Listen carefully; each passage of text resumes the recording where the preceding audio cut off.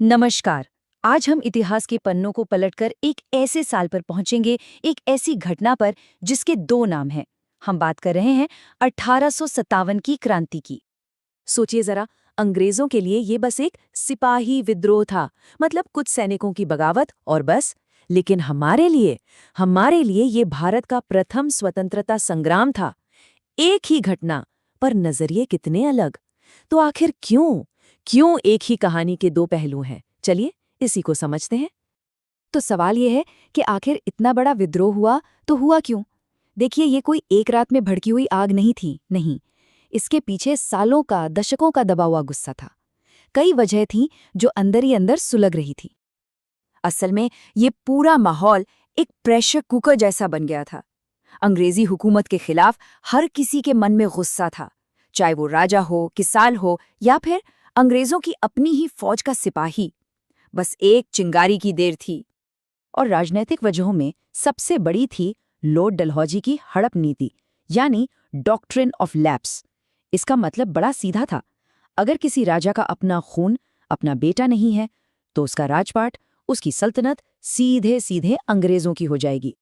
और इस एक नीति ने कई बड़े बड़े राजघरानों की जड़ें हिला दी। झांसी की रानी लक्ष्मीबाई, कानपुर के नाना साहब, अवध की बेगम हजरत महल, इन सब से उनके राज्य छीन लिए गए। जाहिर है, उनके मन में गुस्से की आग तो भड़कनी ही थी। और फिर थी आर्थिक मार। अंग्रेजों ने हमारे छोटे छोटे उद्योग धंधे बिल्कुल तबाह कर दिए। किसानों पर इतना टैक्स लगा दिया कि उनकी कमर ही टूट गई। और ऊपर से इंग्लैंड का बना सस्ता माल लाकर हमारे बाजारों में भर दिया। नतीजा, यहाँ के कारीगर, यहाँ के व्यापारी सब बेरोजगार हो गए। बात यहीं खत्म नहीं हुई। अंग्रेजों ने हमारे सामाजिक और धार्मिक रीति रिवाजों में भी दखल देना शुरू कर दिया। धर्म बदलने की कोशिशें होने लगीं। इससे लोगों के मन में ये डर बैठ गया कि ये अंग्रेज तो हमारा धर्म ही छीनना चाहते हैं। हिंदू और मुसलमान दोनों को लगा कि उनका धर्म खतरे में है। लेकिन जो आखिरी चोट पड़ी वो पड़ी सेना के अंदर। सिपाहियों के साथ जो भेदभाव हो रहा था वो अब बर्दाश्त के बाहर था। सब्र का बांध बस टूटने ही वाला था। और फिर आई वो नई एनफील्ड राइफल। अफवाह फैली कि इसके कारतूसों पर गाय और सूअर की चर्बी लगी है और इन्हें चलाने के लिए मुंह से काटना पड़ता था। अब सोचिए, गाय हिंदुओं के लिए पवित्र और सूअर मुसलमानों के लिए हराम। बस इस एक बात ने आग में घी का काम कर दिया। तो अब मंच पूरी तरह से तैयार था। सालों का गुस्सा, अपमान और शोषण सब मिलकर एक बड़े विस्फोट का इंतजार कर रहे थे। तो चलिए देखते हैं कि ये चिंगारी आखिर आग में कैसे बदली। सब कुछ शुरू हुआ 29 मार्च 1857 को। बैरकपुर में मंगल पांडे ने पहली गोली चलाई।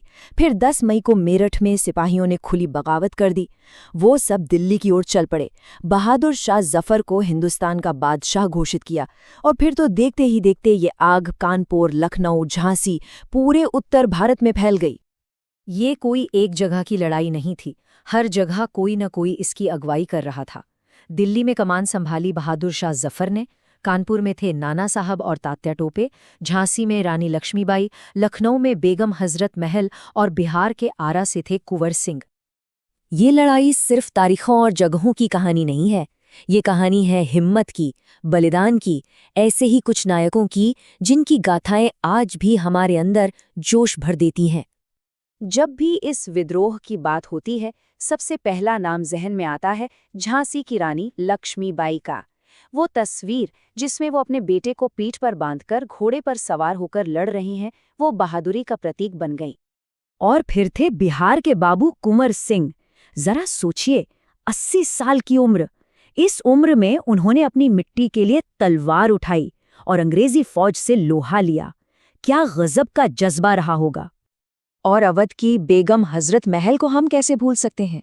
अपने छोटे बेटे के नाम पर उन्होंने हुकूमत की बागडोर संभाली और अपने राज्य की आज़ादी के लिए अंग्रेजों को जबरदस्त टक्कर दी। इतनी बहादुरी के बाद भी, इतने बलिदान के बाद भी ये विद्रोह उस वक्त सफल नहीं हो पाया। अंग्रेजों ने इसे दबा दिया। लेकिन इसकी हार का मतलब ये नहीं था कि सब खत्म हो गया, बल्कि इसके जो नतीजे निकले, उन्होंने भारत का भविष्य हमेशा के लिए बदल दिया। तो सवाल उठता है, ये क्रांति फेल क्यों हुई? वजह कई थीं। हमारे नेताओं में पूरी तरह से एकता नहीं थी। कुछ रजवाड़े तो अंग्रेजों के साथ जाकर मिल गए और सच तो ये भी है कि हमारे पास अंग्रेजों जैसे आधुनिक हथियार और साधन नहीं थे। भले ही अंग्रेजों ने इस विद्रोह को बड़ी बेरहमी से कुचल दिया, लेकिन इस एक घटना ने भारत के इतिहास का रुख ही मोड़ दिया। यहाँ से एक बिल्कुल नई कहानी की शुरुआत होनी थी। इसका सबसे बड़ा नतीजा ये हुआ कि ईस्ट इंडिया कंपनी का राज खत्म हो गया। अब भारत पर सीधा कब्जा ब्रिटेन की महारानी का हो गया।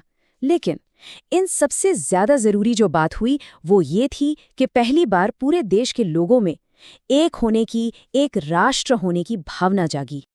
तो कह सकते हैं कि 1857 की क्रांति भले ही उस वक्त सफल न हुई हो, लेकिन इसने आज़ादी की लड़ाई का वो बीज बो दिया था जिसे आगे चलकर एक बहुत बड़ा पेड़ बनना था।